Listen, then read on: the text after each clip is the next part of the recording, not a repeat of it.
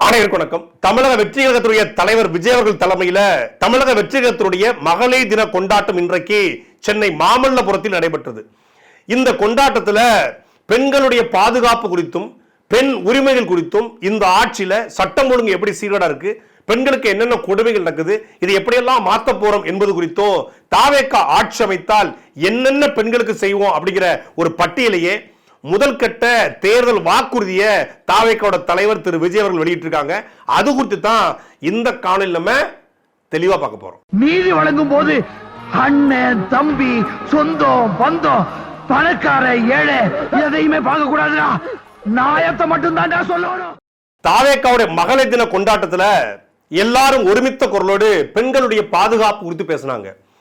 வீட்டுக்குள்ளே பெண்களை முடக்கி வைக்கும் அந்த மூட பழக்கத்தை உடைக்க வேண்டும் என்று ராஜ்மோகனும், சீதையின் கண்ணீர் எப்படி இலங்கை எரித்ததோ, கண்ணகியின் கண்ணீர் எப்படி மதுரை எரித்ததோ, அப்படி தமிழ் பெண்களுடைய கண்ணீர் இந்த ஆட்சி எதிர்க்கும், பெண்கள் எல்லாம் இன்னைக்கு கஷ்டப்பட்டு இருக்காங்க என்று தாவேகாவோட பேச்சாளர்கள் கேத்ரின் பாண்டியனும், அதே போல ஒரு அக்காலாம் வந்து இட்லி கடை போட்டுக்கிற அந்த அக்காவுக்கு பாதுகாப்பு வேணும், நம்ம அக்காமாருக்கு பாதுகாப்பு வேணும், அதை நம்ம சிங்க பெண்கள் உறுதிப்படுத்தணும் அப்படின்னு அவங்க இந்த புதுசா ஆந்திராலேருந்து இல்லை மகாராஷ்டிராலேருந்து வந்து நடிகை வந்து எப்படி அறகுறையாக தமிழ் பேசுவாங்களோ அப்படி வந்து பேசிக்கிட்டு இருந்தாங்க. இப்படி எல்லாரும் ஒருமித்த குரலோடு சொன்னது என்னன்னா, இந்த மாதிரி பெண்களுக்கு பாதுகாப்பு வேணும், பெண்களுடைய பாதுகாப்பு உறுதி செய்யப்படணும், பெண்கள் வீட்டுக்குள்ள முடங்கி கிடக்கக்கூடாது, வீட்டுக்குள்ள இருக்கிற பெண்களுக்கும் பாதுகாப்பு வேணும், பாதுகாப்பு வேணும், பாதுகாப்பு வேணும்னு சொன்னாங்க. யார்கிட்ட வந்து பாதுகாப்பு வேணும்? உங்க தலைவர் விஜய்ட்டு இருந்தா? ஏண்டா அவங்களுடைய மனைவி நான் விவாகரத்து கேட்டதுனால வீட்டுக்குள்ள சேர்க்க மாட்டிருக்காரு, விவாகரத்து வழக்கு முடியும் வரைக்கும், விவாகரத்து நான் பெறும் வரைக்கும் எனக்கு அந்த வீட்டுக்குள்ள அனுமதி தாங்கன்னு சொல்லி நீதிமன்றத்துக்கு திருப்பி 2வது பெட்டிஷன் போட்டிருக்காங்க. உங்களுக்கு எல்லாம் வெக்கமா இல்லையாடா மகளிர் தினம் கொண்டாடுவதற்கு? முகர கட்டையில பாருங்க, மகளிர் தினம் கொண்டாடுற முகர கட்டைய பாருங்க. அதாவது இந்த ஊர்ல இருக்கிற கொலகாரம் பூரா ஒண்ணு கூடி எப்படி ஊருக்குள்ள அமைதியை நிலைநாட்டலாம் அப்படின்னு ஒரு தீர்மானம் போட்டா எப்படி இருக்கும்? கொடும் குற்றவாளிகள், பயங்கரமான இந்த ISIS மாதிரி தீவிரவாதிகள் இருக்காங்க, அவெல்லாம் ஒண்ணு கூடி இந்த ஈரானுக்கும் அமெரிக்காவுக்குமான போரை எப்படி நிறுத்தலாம், சின்ன சின்ன குழந்தைகள் சாவுதே அப்படின்னு பேச்சுவார்த்தை நடத்தினா எப்படி இருக்கும்? சவப்பட்டி வியாபாரி இருக்கான்ல, அவன் வந்து வேளாங்கண்ணிக்கு நடந்து போய் இந்த மாதிரி எல்லாரும் நல்லா இருக்கணும், எந்த உயிரும் பலியாகக்கூடாது அப்படின்னு சவப்பட்டி வியாபாரி கும்பிட்டா எப்படி இருக்கும்? அது மாதிரி தான் இருக்கு. நீங்க மகளிர் தின கொண்டாட்டம் கொண்டாடுவதோ அல்ல தீர்மானம் நிறைவேற்றுவதோ அல்ல உறுதிமொழி எடுப்பதோ, வீட்டுக்குள்ள இருக்கக்கூடிய ஒரு பெண்ணுக்கு பாதுகாப்பு இல்ல, மனதளவில் உடலளவில் பாதிக்கப்படுன்னு சொல்லி நீதிமன்றத்துக்கு போயிருக்காங்க. அதுக்கு குறைந்தபட்சமாக அந்த பெண்ணினுடைய மனதை மீண்டும் புண்படுத்தாமல் இருப்பதற்கான நடவடிக்கை எடுக்காம நீ அப்படி சொல்றியா, நான் அப்படி தாண்டா நடப்பேன், அப்படி தாண்டி நடப்பேன் அப்படிங்கிற ஆணாதிக்க திமிர்ல நான் பெரிய ஆளு அப்படின்னு காட்டுவதற்காக அந்த அந்த பெண்ணுடைய மனதை 27 வருஷம் வாழ்ந்த அந்த பெண்ணினுடைய மனதை புரிந்து கொள்ளாமல் இன்னும் கஷ்டப்படுத்த நடந்து கொள்ற ஒருத்தனை வச்சுக்கிட்டு நீங்களாம் மகளிர் தினம் கொண்டாடலாமா? அது கிட்டத்தட்ட சாலிகிராம வீட்டில் நான் வாழ்ந்தேன், அடையார் வீட்டில் நான் வாழ்ந்தேன், அப்புறம் இந்த வீட்டில் அது மேட்ரிமோனியல் ஹவுஸ்ன்றாங்க, இந்த வீட்டில் நாங்கள் வாழ்ந்துகிட்டு இருக்கிறோம். இந்த 2 குழந்தைகள், இந்த திருமணத்துடைய சான்றாக 2 குழந்தைகள் நான் பெற்றெடுத்திருக்கிறேன். ஒரு நல்ல ஹவுஸ் ஒய்ஃபாக, நல்ல இல்லத்தரசியாக நான் செயல்பட்டுக்கிறேன், முழுமையான இல்லத்தரசியாக செயல்பட்டுக்கிறேன். என் கணவரிடம் நான் விவாகரத்து கேட்பதற்கு பல முறை யோசித்தேன். ஏன்னா அவருடைய சினிமா பின்னணியையும் அவருடைய புகழ் வெளிச்சத்தையும் மனதில் கொண்டு பலகட்ட பேச்சுவார்த்தை நடத்தி ஒரு கட்டத்தில் நான் இந்த விவாகரத்திற்கான முடிவுக்கு வந்தேன். விவாகரத்து வேணுங்கிற முடிவுக்கு வரும் பொழுது என் கணவர் தரப்பு வழக்கறிஞர்கள் மூலமாக என் கணவர் என்னை மிரட்டினார். விவாகரத்து கேட்டால் இந்த வீட்டுக்குள்ள நீ இருக்க முடியாதுன்னு சொன்னாரு. இப்பொழுது இந்த வீட்டுக்குள்ள நான் செல்ல முடியாத சூழலுக்கு தள்ளப்பட்டிருக்கிறேன். நான் லண்டன் குடியுரிமை பெற்றவள், இங்க எனக்கு வேற எந்த வீடும் கிடையாது, இங்க எனக்கு உறவினர்களும் கிடையாது.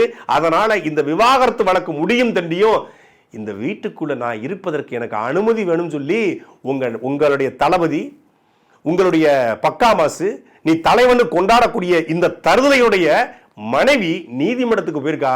உங்களுக்கு நீங்க பெண்கள் பாதுகாப்பு பத்தி பேசுறீங்க. ஏன்னா வீட்டில் இருக்கிற பெண்ணுக்கு பாதுகாப்பு கொடுக்க முடியல, அவன் மகனும் மகளுக்கும் பாதுகாக்க முடியல, அவங்க 3 பேரும் கஷ்டப்பட்டு இருக்காங்க. ஆனா இவர் வந்து பெண்கள் பாதுகாப்பு ஏன் இப்ப திடீர்னு இந்த மகளிர் தின கொண்டாட்டம் பெண்கள் பாதுகாப்புலாம் பேசுறான்னு பார்த்தா பிரச்சனை வந்துருச்சு. வீட்டில இருந்து ஒட்டுமொத்த தமிழ்நாட்டு பெண்களும் கேள்வி கேட்க ஆரம்பிச்சிட்டாங்க. இவங்க ஏற்கனவே வந்து பெண்கள் ரசிகர்கள், பெண் ரசிகர்கள் தான் அதிகம். இப்போ அந்த ரசிகர்கள் பல பேர் அறிவார்ந்த ரசிகர்கள், குறைந்தபட்சம் அறம் இருக்கக்கூடிய, குறைந்தபட்சம் தமிழர் ஒழுக்கம் தெரிந்த, குறைந்தபட்சம் நாகரிகம் உள்ள, குறைந்தபட்சம் பண்பாடு தெரிந்த, கல்ச்சர் தெரிந்த பிள்ளைகள் கேள்விக்க ஆரம்பிச்சிட்டாங்க. சில பேர் அவர் யார் கூட இருந்தானே, அவர் யார் கூட போனான்னே, அது பர்சனல். நீ பர்சனலையும் பாலிடிக்ஸையும் ஒன்னா கலக்காதீங்க. இவன் புருஷன் இவன் கூடயும் போனா இவன் விட்டுவா போல இருக்கு. நீ யார் கூடயும் போய்க்கோ, உங்க அப்பா யார் கூடயும் போய்க்கோ, சித்தப்பா யார் கூடயும் போய்க்கோ, எங்க அம்மா யார் கூடயும் போய்க்கோ அப்படின்னு சொல்லிடுவீங்களா? அப்படி சொல்ல முடியுமா? எங்க அம்மாவுடைய பர்சனல் வேற, எங்க அம்மா வேற. எங்க அப்பாவுடைய பர்சனல் வேற, எங்க அப்பா வேற.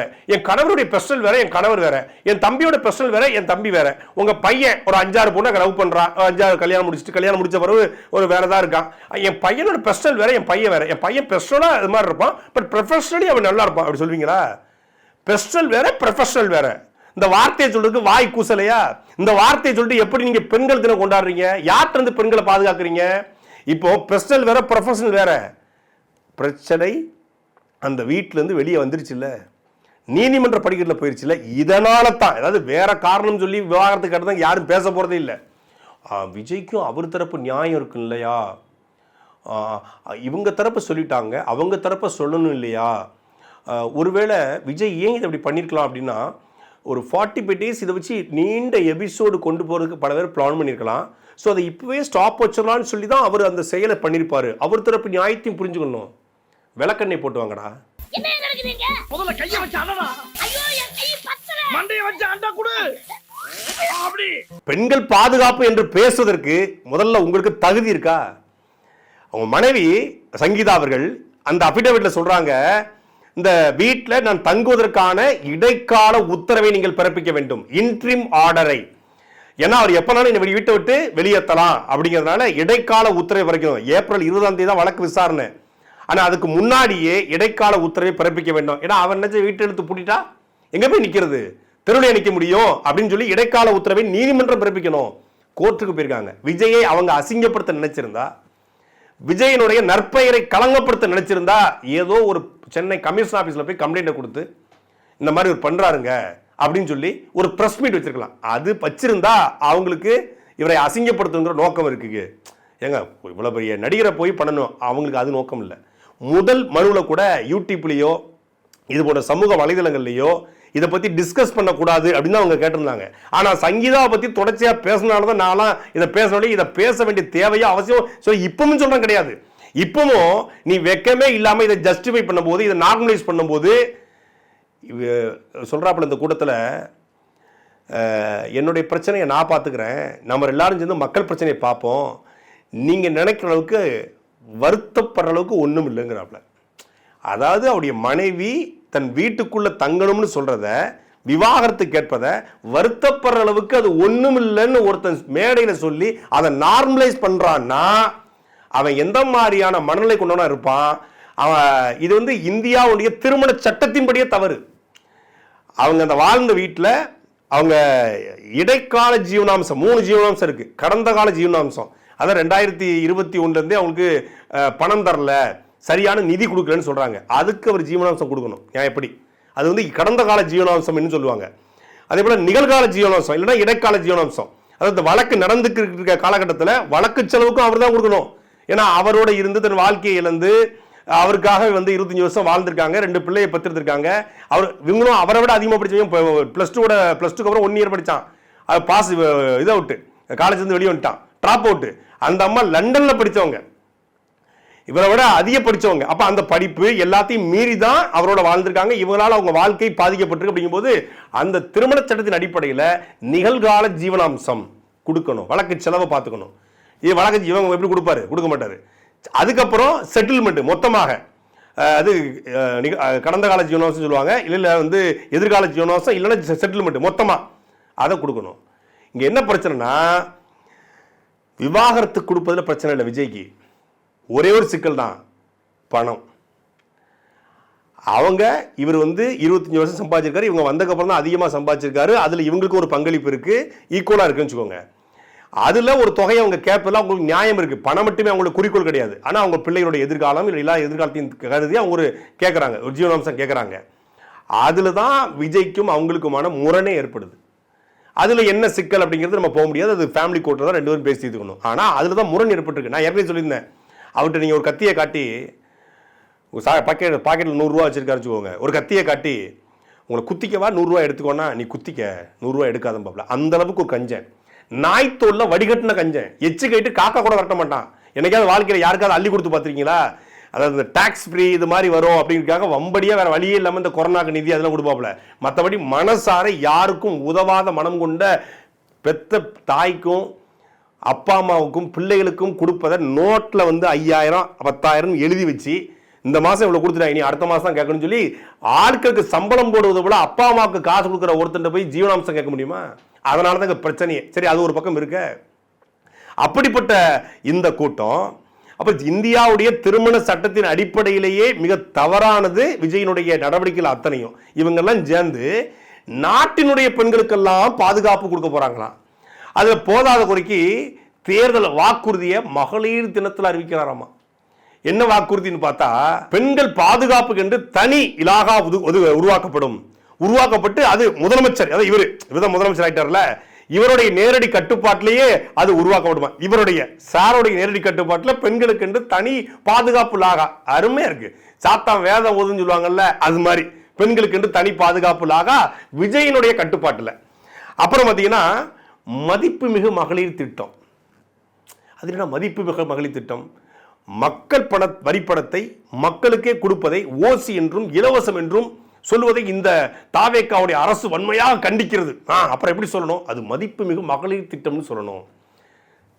மகளிர் உரிமை தொகையை கொஞ்சம் மானே தேனே பொன்மானே அந்த மலைச்சாரல் மாதிரி கேரட்டை தூவி விட்டு அது மதிப்புமிகு மகளிர் திட்டமா. அப்பா ஸ்டாலின் 1000, சித்தப்பு 5000, அண்ணன் விஜய் 2000. அங்கே 1000 அங்கிட்டு போக முடியாது, இங்கே 5000 இங்கிட்டு போக முடியாது, 2000 நடுவு நிற்பான். எதாவது சொன்னோம், நீ நடுவில் நிற்காத லாரி வந்து அடிப்படி சாவன்னு சொல்றது காரணம் ஒன்று அந்த பக்கம் நில்லு, இல்லை இந்த பக்கம் நில்லு. அந்த பக்கம் 1000 அப்பா பக்கம் நிற்காம 5000 சித்தப்பா பணிக்கு நிற்காம இவர் புதுசா பண்ணணும்ல. இவர் மாற்று கட்சி, திராவிட கட்சியை ஒழிக்க வந்தவர் இவர். ஆனா அவர்களும் இலவசம் கொடுத்து இந்த மக்களை முட்டாளாக்குவது போல, அடிமையாக்குவது போல, ஏழ்மை நிலையை இன்னும் வைத்துக்கொள் நினைப்பது போல. மகளிருக்கான திட்டம் என்றால் பெண்கள், படித்த பெண்களுக்கான வேலை வாய்ப்பை உறுதிப்படுத்தணும். பெண்கள் இன்னைக்கு 51 விழுக்காடு வாக்காளர் இருக்கான். தமிழ்நாட்டில் ஆண்களை விட பெண்கள் தான் அதிகமா படிச்சிருக்காங்க இன்னைக்கு கல்வியில. அவங்களுக்கான வேலை வாய்ப்பை உருவாக்கணும். ஏதாவது ஒரு இடத்துல சொல்லிருக்கீங்களா? அவங்க வேலைகள்ல சம வாய்ப்பு அவங்களுக்கு வழங்கப்படும் ஏதாவது சொல்லிருக்கீங்களா?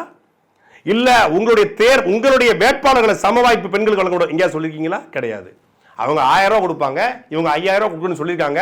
நாங்கள் 2500 ரூபாய் தருவோம். இந்த 2500 அரசு வேலை பார்க்கக்கூடிய பெண்களை தவிர அனைவருக்கும் உண்டான். கட்டுற மனைவி செலவுக்கு காசு தரலன்னு கதறிக்கிட்டு இருக்கு நீதிமன்றத்தில் போய். இவர் 2.5 கோடி வாக்காளர்களுக்கும் 2.5 கோடி ரேஷன் கார்டுகளுக்கு பெண்களுக்கும் 2000 ரூபாய் தரன்றாப்ல. முதல்ல உங்க மனைவி கேட்குது செலவு காசு, அதை கொடுங்க. அப்புறம் ஆட்சிக்கு வந்து அப்புறம் நீங்க முதலமைச்சராகி நீங்க வந்து தீர்மானம் நிறைவேற்றி அதுக்கப்புறம் நீங்க 2500 ரூபாவா கொடுக்கலாம். அதை விட பெரிய குடும்பம் இல்ல. அடுத்த திட்டம் தான் ரொம்ப பகீரான திட்டம். அன்னபூர்ணி சூப்பர் 6 திட்டமா? அன்னபூர்ணி சூப்பர் 6 திட்டமா? என்னடா லலிதா ஜுவல்லரி விளம்பரம் மாதிரி இருக்கு. அதாவது இந்த நகை கடைக்கு போனீங்கன்னா நீங்க மாதம் 1000 ரூபாய் கட்டிங்கன்னா 11 மாசம் கட்டின பிறகு 12வது மாசம் நீங்க அந்த ஒரு மாசத்தை நாங்களே கட்டிடுவோம். கட்டி போட்டு உங்களுக்கு வந்து 12,000 ரூபாய் சேர்த்து தருவோம். அதுக்கு நீங்க வந்து கோல்டு காயினாவோ நகையாவோ எடுத்துக்கலாம். இதுக்கு பேர் என்ன? அன்னபூர்ணி திட்டம், கோல்டன் குளோப் திட்டம் அப்படின்னு பேர் வைப்பாங்க. அது மாதிரி நகைக்கடை விளம்பரத்தை பார்த்து வந்து அன்னபூர்ணி சூப்பர் 6 திட்டம். அது என்ன? தமிழ்நாட்டுடைய தாய்மார்களுடைய நலனை பாதுகாக்க, தாய்மார்கள் நமக்கு வந்து பாலூட்டுகிற, நமக்கு உணவை அளிக்கிற தாய்மார்களுக்கு வந்து இந்த திட்டமா? அது என்ன? அன்னபூர்ணின்னு பார்த்தா 6 கேஸ் சிலிண்டர் இலவசமா. கேஸ் கடை வச்சிருக்காப்ல அவர் தான். 6 கேஸ் சிலிண்டரை இலவசமா கொடுத்துட்றாப்ல.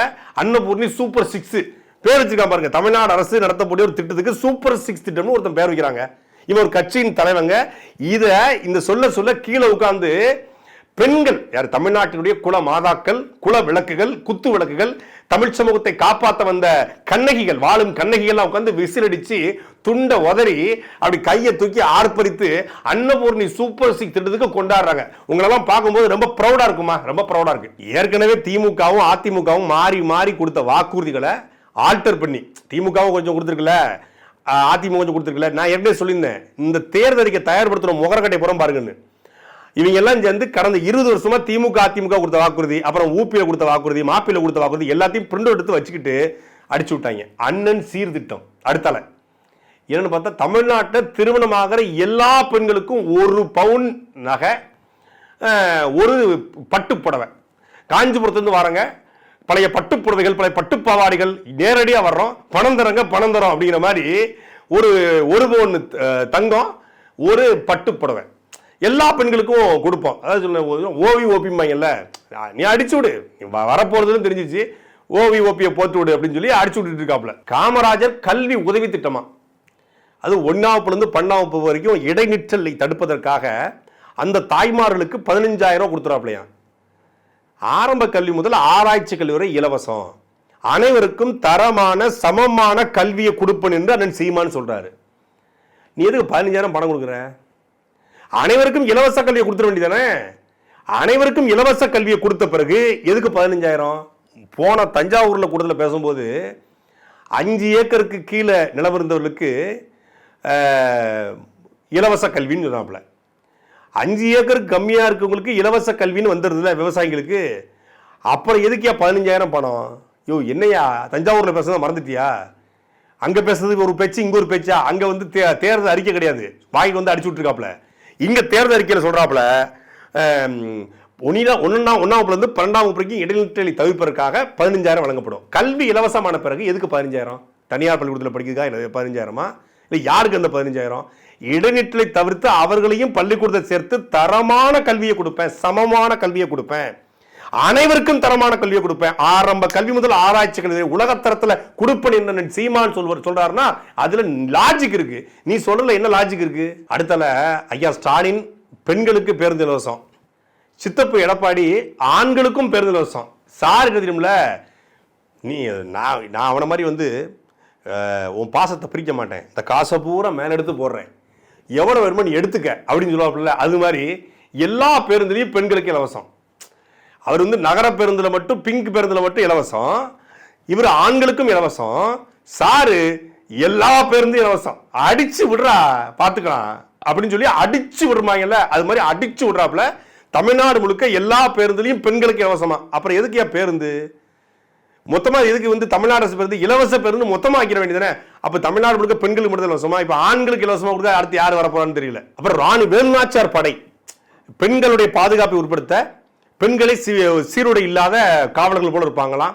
அவங்க வந்து கேமராலாம் பொருத்தி கொண்டு பாடி கேம் வச்சிருப்பாங்க, அதாவது கேமரா வச்சு பொருத்திருப்பாங்க, அதை வச்சு குற்றங்களை தடுத்துருவாங்க. இதெல்லாம் 2016 நாம் தமிழ் செயல்பாட்டு சொல்லிட்டாங்க.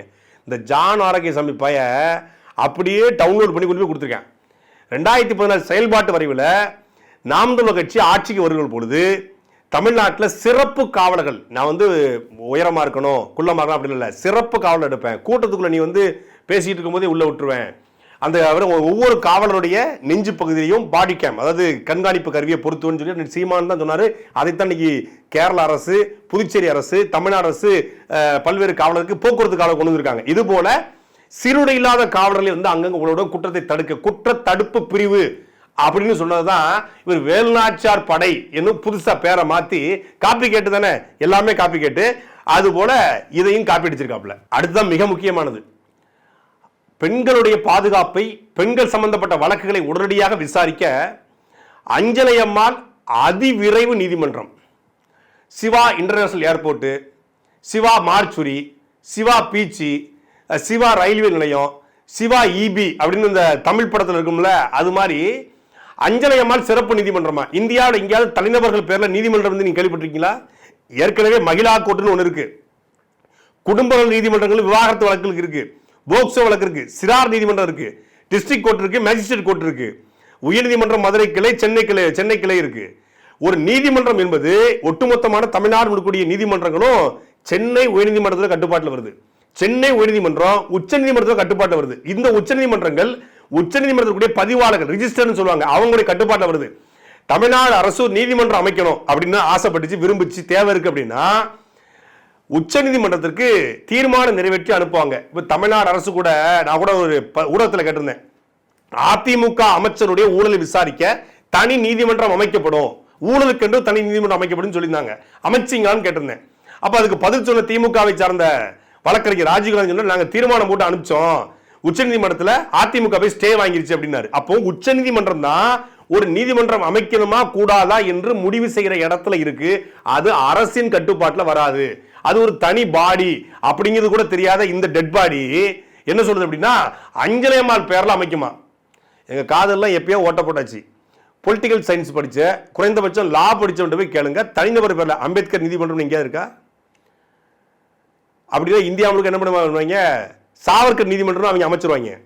நீங்க அஞ்சலி அம்மாள் நீதிமன்றம் அமைக்கிறதுக்கு ஒரு வாய்ப்பு இருக்கு அப்படின்னா அவன் இந்தியா முழுக்க சாவர்கர் நீதிமன்றம், கோவர்கர் நீதிமன்றம் அப்படின்னு இந்தியா முழுக்க பல்வேறு நீதிமன்றங்களே அமைக்க, அதானி இன்டர்நேஷனல் ஏர்போர்ட் ஆரம்பிக்கிற மாதிரி தனிநபர் பேர்ல ஆரம்பிச்சுட்டு போயிட்டே இருப்பான். ஒரு அடிப்படை புரிதலே இல்லாம அஞ்சலி அம்மாள் நீதிமன்றம் அமைப்போன்னு சொல்லி வெக்கமே இல்லாம ஒரு ஊடகத்தின் முன்னாடி ஒரு கட்சியின் தலைவன் பேசுறான்னா அவன் என்ன மனநிலை இருப்பான் பாருங்க. அடுத்து வந்து சிங்க பெண்கள் மேம்பாட்டு திட்டம் என்னது, மகளிர் சுய உதவி குழுக்களுக்கு 5 லட்சம் ரூபாய் வரைக்கும் கடனா, அதுல சிறப்பா செயல்படக்கூடியவங்களுக்கு வந்து மானியமாகவே 5 லட்சம் ரூபாய் வழங்கப்படும் ஆண்டுக்கு அப்படின்னு சொல்லி, அதாவது பெண்களுடைய வாக்கை இழுப்பதற்கு, பெண்களை ஏமாற்றுவதற்கு, தனக்கு இருக்கக்கூடிய இந்த கெட்ட பெயரை இதெல்லாம் சரி செய்வதற்கு, பெண்களை ஏமாத்தணும் முடிவு பண்ணி ஒருத்த வந்து ஒரு திட்டத்தை போட்டு கொடுத்தா எப்படி இருக்கும், அதைத்தான் 5 லட்சம் ரூபாய் தாரேன், பேருந்துல ஃபுல்லா இலவசம், பெண்கள் பாதுகாப்புக்கு என்று அஞ்சலி அம்மாள் நீதிமன்றம், அப்புறம் வந்து அண்ணன் சீரு, கடைசியானது தாய்மாமன் தங்க மோதிரமா. யாரு இவர்? தாய்மாமன். பெத்த பிள்ளைகளுக்கு முதல்ல அப்பனாரு, அப்புறம் நீ தாய்மாமனா இருக்கலாம். அண்ணன் சீமான் அடிக்க சொல்லுவாரு, முதல்ல நீ ஆத்தாளுக்கு மகனாடுறா, அப்புறம் அத்தைக்கு மருமகனா இருக்கலான்னு. இவங்க என்னன்னா ஒவ்வொரு பிள்ளைக்கும் தங்க மோதிரத்தை போட போறாராம். தமிழ்நாடு முழுக்க எத்தனை குழந்தை பிறந்தாலும் தமிழ்நாடு முழுமைக்கூடிய எல்லா குழந்தைகளுக்கும் தங்க மோதிரமா, பேபி வெல்கம் கிட்டு, அதில் வந்து டவ் சோப்பு, பேபி ஆயிலு, அப்புறம் பேபி ப்ரஷ்ஷு, அப்புறம் பேபி க்ரீமு, அப்புறம் வந்து பேபி சானிட்டரி நாப்கின்னு, அப்புறம் பேபி டாய்ஸ், குழந்தைகளோட விளையாட்டு ஜாமான்கள், இது எல்லாத்தையும் வச்சு இவர் கொடுக்க போறாருன்னு சொல்லி அறிஞ்சிருக்காப்ல. ஏற்கனவே தமிழ்நாடு அரசு வந்து இந்த மாதிரியான பேபி கிட்லாம் அரசு மருத்துவமனையில் கொடுக்குறாங்க. இதையே தான் திருப்பி எந்த புதுசும் இல்லை, ஏற்கனவே இருப்பதை, ஏற்கனவே இருக்கக்கூடிய சிசிடிவி, நான் புதரொழிப்பு வாரிய மாதிரி எல்லா டார்க்கான பிளேசஸ்லாம் கேமரா போட்டு வச்சிருவாரு, இருட்டு பகுதிகளெல்லாம் கேமரா போட்டுருவேன், நாட்டையே சிசிடிவியால மூழ்கடிச்சிருவேன் அப்படின்னு சீமான் ஏற்கனவே சொல்லிட்டாரு. அவர் சொன்னதை காப்பி அடிச்சு திமுக சொன்னது, அதிமுக மூணையும் பார்த்தாவில, மூணையும் காப்பி அடிச்சு மூணு இருக்கு. ஹிந்தில இருந்து அந்த பாட்டை தூக்கு, தெலுங்குல இருந்து அந்த சீனை தூக்கு, கேரளால இருந்து ஸ்கிரிப்டை தூக்கு, அட்லியை கூப்பிடு, ரகுமான கூப்பிடு, அங்கிருந்து மமிதா பைஜுவை கூப்பிடு, இங்கிருந்து பூஜா ஹெக்டேவை கூப்பிடு, போடுற ஒரு படத்தை எடுக்கிற மாதிரி ஒரு தேர்தல் அறிக்கை ரெடி பண்ணியிருக்காப்ல. அப்புறம் கடைசியா தான் இந்த ஒரு வார காலமாக போய்கொண்டிருக்கிற அவருடைய சர்ச்சை குறித்து பேசுறாரு. எப்பேற்பட்ட தலைவன் பாருங்க, இவரை லட்சக்கணக்கான பேர் கொண்டாடுறான். இன்னும் பெண்கள், படித்த பெண்கள், தமிழ்நாட்டுடைய பெண்கள் போய் பெண்கள் தினமணி இவன் பக்கம் போய் நிக்கிறாங்க. இன்னைக்கும் இவனை பார்ப்பதற்கு ஒரு குழந்தை சாவ பார்த்துச்சு. இந்த கூட்டத்துக்குள்ள இவனை பார்க்கக்கூடிய ஆர்வத்தில் சுதந்திர போராட்ட தியாகி நெல்சன் மண்டேலா அவர் 25 வருஷம் ஜெயில இருந்து வெளியே வந்திருக்காப்புல. மக்கள் போய் பார்க்க போறாங்க. பார்க்க போகும்போது ஒரு குழந்தை பரிது வச்சு கீழே விழுந்துருச்சு. நல்ல வேலை வந்து ஒரு பொண்ணு தூக்கிடுச்சு. அந்த பொண்ணு பரிது வைக்குது. ஒரு பெண் பாதுகாப்புன்னு ஒரு பெண்ணு அது பரிது வைக்குது. அப்படியே ஓடுறாங்க. அவளை பார்க்கிற வரல பெத்த பிள்ளைய ஒருத்தி கீழே போட்டு போறா, பொம்பளை பிள்ளை கிடக்குன்னு மிதிச்சுட்டு போறாங்க. அந்த பிள்ளை கை மிதியில கையை காட்டுது. அதை பத்தி எந்த அக்கறையும் இல்லாத இந்த கூட்டத்துக்கு முன்னாடி பேசுறாப்புல, என் பிரச்சனையை நான் பார்த்துக்கிறேன், நாம ரெண்டும் சேர்ந்து மக்கள் பிரச்சனையை பார்ப்போம் அப்படின்னு சொல்றாரு. முதல் முறையாக ஒரு பிரச்சனை வந்தோடனே ரியாக்ட் பண்ண ஆரம்பிச்சிருக்காப்புல.